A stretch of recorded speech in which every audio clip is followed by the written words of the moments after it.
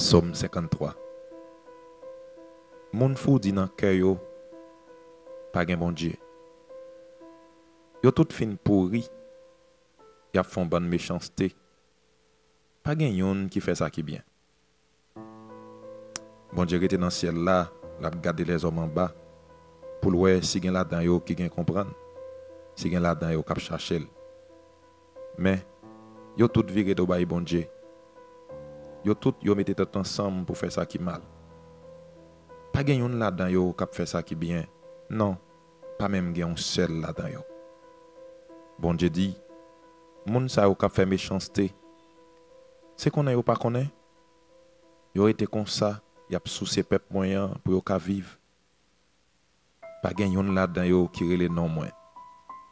Mais tout, yo pral saisi, yo pral trembler. Sans pas même gen raison pour yo trembler. Mais bon Dieu pral gaye zo toutes les meon yo.